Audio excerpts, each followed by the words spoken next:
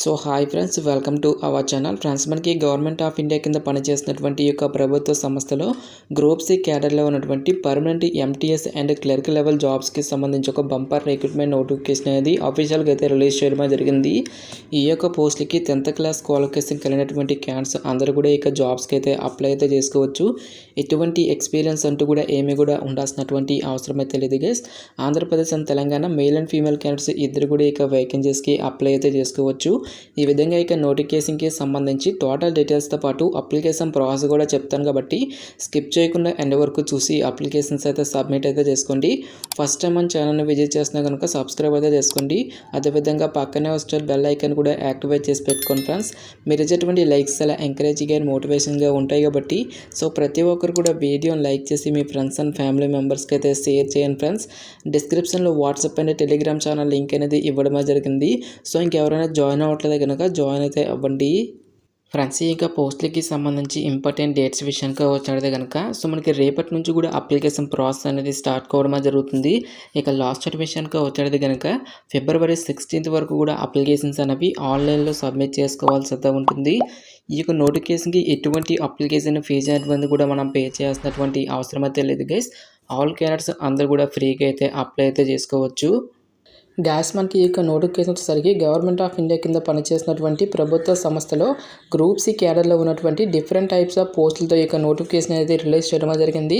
టోటల్గా మనకి 14 different types of పోస్టులతో ఈ యొక్క నోటిఫికేషన్ అనేది రిలీజ్ చేయడం జరిగింది గైస్. ఈ యొక్క నోటిఫికేషన్కి ఆల్ ఇండియన్ నేషనల్ సిటిజన్స్ మీరు ఈ రాష్ట్రానికి చెందినటువంటి both male and female candidates ఇద్దరు కూడా ఇక వేకెన్సీస్కి అప్లై అయితే చేసుకోవచ్చు. ఈ యొక్క ఉద్యోగాల్లో కొన్ని రకాల ఉద్యోగాలకి సంబంధించి ఎక్స్పీరియన్స్ అనేది అడగడం అయితే జరుగుతుంది. సో ఎటువంటి ఎక్స్పీరియన్స్ అంటూ కూడా ఏమి కూడా ఉండాల్సినటువంటి అవసరం లేకుండా మనము అప్లై చేసుకోదగినటువంటి పోస్టులని గురించి మాత్రమే ఇక వీడియోలో మనం డిస్కస్ అయితే చేద్దాం. ఫస్ట్ ఆఫ్ ఆల్ మనకి మల్టీ టాస్కింగ్ స్టాఫ్ అనేటువంటి ఈ యొక్క పోస్టులు వచ్చేసరికి టోటల్గా మనకి 151 వేకెన్సీ అయితే ఉన్నాయి గైస్. ఈ యొక్క వేకెన్సీలో మనకి ఓపెన్ కేటగిరీతో పాటు SC, ST, OBC, economically weaker సెక్షన్తో పాటు పీడబ్ల్యూడీ క్యాండిడేట్స్తో పాటు ఎక్స్ సర్వీస్మెన్ క్యాండిడేట్స్కి కూడా మనకి సపరేట్గా పోస్టులు అనేవి కేటాయించడం జరిగింది. నెక్స్ట్ మనకి ఎటువంటి ఎక్స్పీరియన్స్ అనేది ఏమి కూడా ఉండాల్సినటువంటి అవసరం లేకుండా stenographer grade 2 and lower division clerk అనేటువంటి ఈ యొక్క ఉద్యోగాలకి కూడా మనము అప్లై అయితే చేసుకోవచ్చు. సో మనకి స్టెనోగ్రాఫర్ గ్రేడ్ 2 ఉద్యోగాలు వచ్చేసరికి ఒక పోస్టు, లోవర్ డివిజన్ క్లర్క్ ఉద్యోగాలు వచ్చేసరికి మనకి టోటల్గా 16 వేకెన్సీ అయితే ఉన్నాయి గైస్.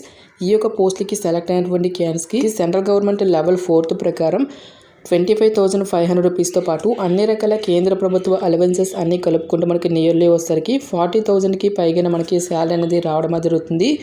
సో ఇక పోస్ట్కి అప్లై చేసుకున్న మీకు ఉండాల్సినటువంటి ఏజ్ లిమిట్ విషయానికి వచ్చినట్టయితే కనుక సో మనకి మినిమం ఏజ్ వచ్చేసరికి 18 ఇయర్స్ అయితే కంప్లీట్ అయి ఉండాలి.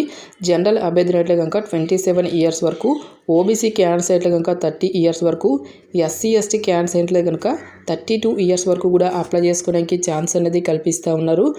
నెక్స్ట్ మనకి మల్టీ టాస్కింగ్ స్టాఫ్ పోస్టులకు వచ్చేసరికి సెంట్రల్ గవర్నమెంట్ లెవెల్ 1 ప్రకారం 18,000 రూపీస్తో పాటు అన్ని రకాల కేంద్ర ప్రభుత్వ అలవెన్సెస్ అన్నీ కలుపుకుంటే మనకి నియర్లీ వచ్చేసరికి 30,000 వరకు కూడా మనకి శాలరీ అనేది రావడం జరుగుతుంది. సో ఈ యొక్క పోస్టులకి మనకి మినిమం ఏదో వచ్చేసరికి 18 ఇయర్స్ అయితే కంప్లీట్ అయి ఉండాలి. జనరల్ అభ్యర్థులు అయితే కనుక 25 ఇయర్స్ వరకు కూడా అప్లై అయితే చేసుకోవచ్చు. ఓబీసీ క్యాండిడేట్స్ అయినట్లయితే కనుక 28 ఇయర్స్ వరకు, ఎస్సీ, ఎస్టీ క్యాండిడేట్స్ అయినట్లయితే కనుక 30 ఇయర్స్ వరకు కూడా అప్లై చేసుకోవడానికి ఛాన్స్ అనేది కల్పిస్తూ ఉన్నారు. టోటల్గా మనకి 198 వేకెన్సీస్తో ఈ యొక్క నోటిఫికేషన్ అనేది రిలీజ్ చేయడం జరిగింది గైస్. సో పోస్టుల వరగా ఎసెన్షియల్ ఎడ్యుకేషనల్ క్వాలిఫికేషన్ కనుక చూసుకున్నట్టయితే కనుక మల్టీ టాస్కింగ్ స్టాఫ్ ఉద్యోగాలకు వచ్చేసరికి ఓన్లీ 10th క్లాస్ క్వాలిఫికేషన్ కలిగినటువంటి క్యాండిడేట్స్ అందరూ కూడా ఇక జాబ్స్కి అయితే అప్లై అయితే చేసుకోవచ్చు. ఎటువంటి ఎక్స్పీరియన్స్ అంటూ కూడా ఏమి కూడా ఉండాల్సినటువంటి అవసరం అయితే లేదు గైస్. నెక్స్ట్ మనకి లోవర్ డివిజన్ క్లర్క్ అనేటువంటి ఈ యొక్క ఉద్యోగాలకు వచ్చేసరికి 12th ఆర్ ఇంటర్మీడియట్ అనేటువంటి దాన్ని మీరు ఎనీ స్ట్రీమ్లో పాస్ అయినటువంటి క్యాండిడేట్స్ అందరూ కూడా ఇక జాబ్స్కి అయితే అప్లై అయితే చేసుకోవచ్చు. దీంతో పాటుగా మనకి ఇంగ్లీష్లో వచ్చేసరికి 35 words per minute, హిందీలో వచ్చినట్లయితే కనుక 30 words per minute, టైపింగ్కి సంబంధించిన స్కిల్స్ అనేవి కూడా మీకు డెఫినెట్గా వచ్చి ఉండాలి అని చెప్పేసి ఇక్కడ మనకి నోటిఫికేషన్లోనే క్లియర్గా ఇవ్వడం జరిగింది. నెక్స్ట్ మనకి స్టెనోగ్రాఫర్ గ్రేడ్ 2 ఉద్యోగాలకి కూడా మీరు ఇంటర్మీడియట్ అనేటువంటి దాన్ని మీరు ఎనీ స్ట్రీమ్లో పాస్ అయినటువంటి క్యాండిడేట్స్ అందరూ కూడా ఇక జాబ్స్కి అయితే అప్లై అయితే చేసుకోవచ్చు. నెక్స్ట్ మనకి స్టెనోగ్రాఫర్ పోస్ట్ కాబట్టి స్టెనోగ్రఫీకి సంబంధించిన స్కిల్స్ అనేవి కూడా మీకు డెఫినెట్గా వచ్చి ఉండాలని చెప్పేసి ఇక్కడ మనకి జాబ్ నోటిఫికేషన్లో డీటెయిల్గా అయితే ఇవ్వడం జరిగింది. ఇక పోస్ట్‌కి సెలక్షన్ ప్రాసెస్ అనేది ఈ విధంగా ఉంటుందని చూసుకున్నట్టయితే కనుక టోటల్‌గా మనకి 2 స్టేజెస్‌లో ఇక సెలక్షన్ అనేటువంటిది కంప్లీట్ అయితే చేయడం జరుగుతుంది. ఫస్ట్ ఆఫ్ ఆల్ మనకి కంప్యూటర్ బేస్డ్ ఆన్లైన్ ఎగ్జామినేషన్ అనేది కండక్ట్ అయితే చేయడం జరుగుతుంది గైస్. సో ఎగ్జామినేషన్‌కి సంబంధించి టాపిక్స్ గనుక చూసుకున్నట్టయితే కనుక general intelligence, reasoning will be non verbal, considering the functions attached to the post అని చెప్పేసి ఈ యొక్క టాపిక్ నుంచి నెక్స్ట్ మనకి న్యూమరికల్ యాప్టిట్యూడ్, జనరల్ ఇంగ్లీష్ అనేటువంటి ఈ యొక్క టాపిక్స్ నుంచి 10th క్లాస్ క్వాలిఫికేషన్ కలిగినటువంటి పోస్టులకు వచ్చేసరికి 10th క్లాస్ లెవెల్ను, ఇంటర్మీడియట్ పోస్టులకు వచ్చేసరికి ఇంటర్మీడియట్ లెవెల్ యొక్క క్వశ్చన్స్ అనేవి అడగడం అయితే జరుగుతుంది.